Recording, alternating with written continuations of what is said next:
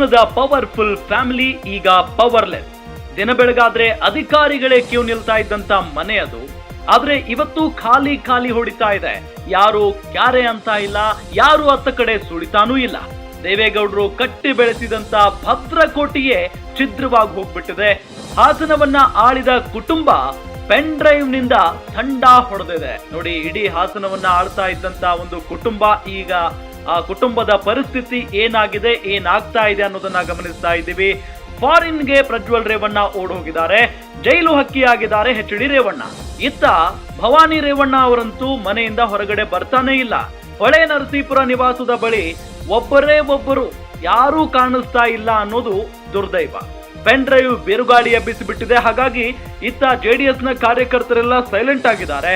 Pen drive ಕೇಸ್ನಿಂದ ಮಾನ ಹೋಯಿತು, ಜೊತೆಗೆ ಅಧಿಕಾರವೂ ಕೂಡ ಹೋಗಿದೆ. ಪವರ್ ಪ್ಯಾಕ್ ಫ್ಯಾಮಿಲಿ ಈಗ ಹಾಸನದಲ್ಲಿ ಪವರ್ಲೆಸ್ ಅನ್ನುವಂತಾಗಿದೆ. ಎಂತ ವಿಪರ್ಯಾಸ ನೋಡಿ. ಇಷ್ಟು ದಿನಗಳ ಕಾಲ ಇಡೀ ಹಾಸನ ಅಂತ ಅಂದ್ರೆ ಅದು ಜೆಡಿಎಸ್ ನ ಭದ್ರಕೋಟೆ, ಜೊತೆಗೆ ಗೌಡರ ಭದ್ರಕೋಟೆ ಅಂತ ನಾವೆಲ್ಲ ಕರಿತಾ ಇದ್ವಿ. ಈಗ ಇಡೀ ಗೌಡರ ಮನೆ ಛಿದ್ರವಾಗಿದೆ ಅಂತ ಅಂದ್ರೂ ಕೂಡ ತಪ್ಪಾಗ್ಲಿಕ್ಕಿಲ್ಲ. ಯಾಕೆ ಅಂತ ಹೇಳಿದ್ರೆ ಈ ಒಂದು ಪೆನ್ ಡ್ರೈವ್ ಪ್ರಕರಣ ಇಡೀ ಗೌಡರ ಕೋಟೆಯನ್ನೇ ಛಿದ್ರ ಮಾಡಿಬಿಟ್ಟಿದೆ. ಪ್ರಜ್ವಲ್ ರೇವಣ್ಣ ಈಗ ಭಾರತದಲ್ಲಿಲ್ಲ, ಹಾಸನದಲ್ಲಿಲ್ಲ, ಫಾರಿನ್ಗೆ ಓಡ್ ಹೋಗಿದ್ದಾರೆ. ಇತ್ತ ಎಚ್.ಡಿ. ರೇವಣ್ಣ ಅಪಹರಣ ಪ್ರಕರಣಕ್ಕೆ ಸಂಬಂಧಪಟ್ಟಂತೆ ಜೈಲು ಹಕ್ಕಿಯಾಗಿದ್ದಾರೆ. ಇದೆಲ್ಲ ನೋಡಿ ಜೊತೆಗೆ ಬಹಳಷ್ಟು ಅವಮಾನ ಆಗಿ ಭವಾನಿ ರೇವಣ್ಣ ಅವರು ಮನೆಯಿಂದ ಹೊರಗಡೆ ಬರ್ತಾ ಇಲ್ಲ. ಹೊರಗಡೆ ಬಂದ್ರೆ ತಮ್ಮನ್ನು ಕೂಡ ಎಲ್ಲ ಅರೆಸ್ಟ್ ಮಾಡಿಬಿಡ್ತಾರೋ ಅನ್ನೋ ಆತಂಕದಲ್ಲಿ ಭವಾನಿ ರೇವಣ್ಣ ಅವರಿದ್ದಾರೆ.